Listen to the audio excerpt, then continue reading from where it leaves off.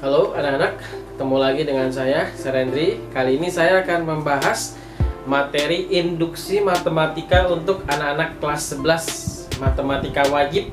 Jadi ini ada di IPA dan di IPS ya. Ini adalah materi induksi matematika di mana kita diminta untuk membuktikan suatu rumus itu bernilai benar dan bisa berlaku untuk segala kondisi atau tidak menggunakan induksi matematika. Nah, caranya seperti apa? Kita ikuti ya. Oke, buktikan dengan induksi matematika 2 tambah 4 tambah 6 tambah 8 tambah titik-titik tambah 2n itu nanti sama aja dengan n buka kurung n plus 1. Nah, anak-anak, kalau kamu perhatikan, ini adalah penjumlahan bilangan genap.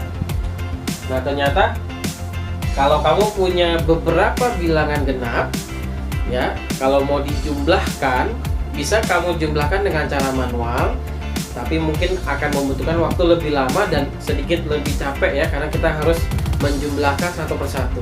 Nah, ternyata ada rumus cepatnya, yaitu menggunakan rumus n dalam kurung n plus 1.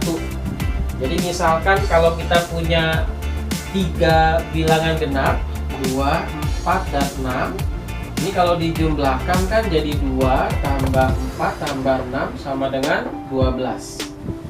Nah, ini kan kalau cuma 3, mungkin masih mudah kita kerjakan dengan cara manual. Bagaimana kalau diminta untuk menghitung 15 bilangan genap pertama? Nah, itu kan agak banyak. Nah, saya contohkan yang 3 saja supaya lebih mudah dipahami ya. Kalau kamu punya 3 bilangan genap, artinya ini n-nya 3. Nah, jadi n di sini maksudnya adalah sukunya ya. Jadi kalau kamu punya 3 anggota bilangan genap, maka maksudnya n3 itu artinya ada 3 bilangan genap pertama. Jadi kalau diminta tentukan jumlah 15 bilangan genap pertama, maka n-nya 15, yang menunjukkan bahwa kita punya 15 angka bilangan genap. Jadi n di sini bukan angkanya tapi jumlah bilangannya. Nah, kalau bilangannya ada 3, maka n-nya 3. Kalau kamu mau pakai rumus ini, maka jadikan rumusnya kan n sama dikali n plus 1. Nah, ganti n-nya jadi 3. Jadi 3 dikali 3 plus 1. Jadi 3 dikali 3 tambah 1 kan 4. Nah, 3 kali 4 12. Nah, ternyata hasilnya sama. Maksudnya seperti itu gitu. Jadi ada sebuah rumus untuk menghitung beberapa bilangan genap. Nah, kita akan belajar membuktikan apakah rumus ini juga berlaku untuk jumlah bilangan genap yang lain. Misalnya kalau disuruh menghitung jumlah 15 bilangan genap pertama, apakah juga akan menghasilkan jawaban yang benar atau yang tadi hanya kebetulan saja? Nah, berarti harus dibuktikan kebenaran rumus ini. Nah, akan kita buktikan dengan menggunakan induksi matematika. Oke? Ada 3 langkah untuk melakukan induksi matematika ya. Langkah pertama, ini masih mudah. Kamu cukup mengganti huruf n-nya menjadi 1, lalu kamu hitung, buktikan apakah ruas kiri dan ruas kanannya menghasilkan jawaban yang sama. Yang kita hitung yang ini ya, yang belakang yang ada variabelnya. Jadi 2n dengan n dikali n plus 1. Kalau variabelnya diganti jadi 1, maka kan jadi 2 kali 1 sama dengan 1 dikali 1 tambah 1. Nah, 2 kali 1 kan 2, sama dengan 1 dikali 1 tambah 1 juga 2. Nah, ternyata ini 2 sama dengan 1 kali 2, 2. Nah, ternyata ruas kiri dan ruas kanannya menghasilkan pernyataan yang sama. Berarti untuk langkah pertama berhasil. Maka kita bisa lanjut ke langkah kedua. Langkah kedua juga mudah. Kamu hanya mengganti huruf n pada soal menjadi huruf k. Ya, jadi soalnya kita salin lagi semuanya. 2 tambah 4 tambah 6 tambah 8 tambah titik-titik tambah 2n. Maaf, n-nya sekarang diganti jadi huruf k ya. Tambah 2k itu sama dengan, berarti n yang di ruas kanan juga berubah menjadi k plus 1. Nah, seperti itu saja. Hanya mengganti huruf n pada soal menjadi huruf k, itu langkah kedua. Nah, langkah ketiga ini agak panjang dan disinilah kita mulai membuktikan. Kita ganti n-nya menjadi k plus 1. Tetapi untuk yang ruas kiri yang 2 sampai 2K-nya tetap kita tulis.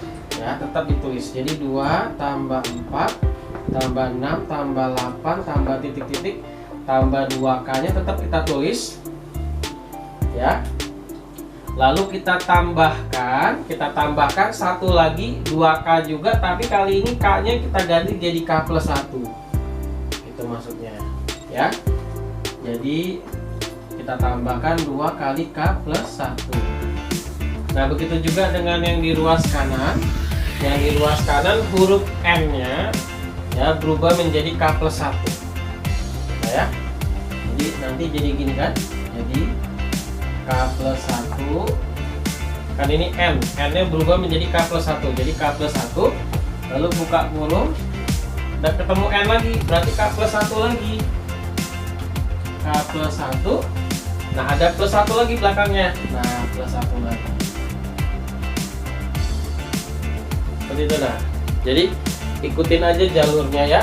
Jadi yang ruas kanannya kan N dalam kurung N plus 1. Nah, di langkah ketiga N-nya diganti jadi K plus 1 yang ini. Lalu N yang di dalam kita ganti jadi K plus 1 juga yang ini. Nah, kan di belakangnya ada plus 1 lagi, jadi kita tulis lagi plus 1-nya. Jadi di sini plus 1-nya ada 2. Ya, nah ya. Oke. Nah, perhatikan yang bentuk ini yang dari 2 sampai 2K itu kan kita ambil dari yang langkah kedua tadi. Nah, benar nggak? Nah, makan ini ya. Lalu dikatakan pada langkah kedua bentuk ini nilainya sama dengan K di dalam K dikali K plus 1. Berarti bentuk yang ini bisa juga kita ganti menjadi bentuk yang ini karena kan sama aja. Nah, itulah yang akan kita lakukan ya. Jadi yang dari 2 sampai 2K kita ganti menjadi K buka kurung K plus 1. Asalnya dari langkah kedua, nah ya. Lalu dilanjutkan lagi sama ini yang tadi tambahannya ya. Boleh kamu nggak usah dikali, biarkan saja. Kita tulis lagi. Oke, lalu yang belakangnya kita tulis juga. Yang ruas kanannya tidak boleh diganti, nah ya, tidak boleh dikerjakan. Biasanya kita hanya mengubah ruas kiri supaya sama dengan ruas kanan. Tapi kan ini 1 tambah 1 kan bisa dihitung, nggak apa-apa. Jadi kamu hitung jadi K plus 2. Oke, sampai sini mudah-mudahan mengerti ya. Nah, anak-anak perhatikan, coba lihat ya, yang di ruas kiri. Ternyata yang di dalam kurung ini isinya sama, nak, kata. K plus 1, K plus 1. Berarti dia punya satu faktor yang sama. Nih, supaya lebih gampang saya kasih contoh. Misalnya saya punya bentuk 3B dikurang 3B dikurang AB misalnya. 3B dikurang AB. Nah, kamu perhatikan. Ini kan sama-sama punya huruf B ya, Naya. Nah, huruf B-nya kalau kita ambil, kita keluarkan. Di depannya kita bikin kurung, maka kita isi dengan 3 kurang A. Kenapa begitu? Karena nanti 3 kali B, 3B min A kali B min AB. Jadi huruf B-nya diambil, yang 3 min A-nya kita gabung jadi 1 kurung. Nah, dengan cara berpikir yang sama, kamu perhatikan yang ini. Ini kan yang sama K plus 1 sama K plus 1. Ya, itu boleh kamu keluarkan K plus 1-nya. K plus 1-nya kita keluarkan, lalu di belakangnya kita bikin satu faktor lagi supaya K plus 1 ini menjadi K kali K plus 1, maka di dalamnya dikali K. Karena K plus 1 kali K ya K kali K plus 1 gitu. Supaya K plus 1 menjadi plus 2 K plus 1, maka tinggal tambahin plus 2 juga. Karena K plus 1 dikali plus 2 plus 2 K plus 1 kan gitu. Seperti ya contoh yang tadi, bedanya ini dia agak panjang saja. Nah, sama dengan K plus 1 dikali K plus 2. Nah, coba perhatikan antara ruas kiri dan ruas kanan ya. Ternyata ruas kiri dan ruas kanannya sama persis. Berarti kita berhasil membuktikan kalau rumus ini ternyata benar. Ini adalah rumus penjumlahan bilangan genap. Nah, terbukti ya. karena kita berhasil membuat ruas kiri dan ruas kanannya sama. Nah, inilah cara membuktikan apakah suatu rumus itu benar atau tidak menggunakan induksi matematika. Oke, mudah-mudahan ngerti.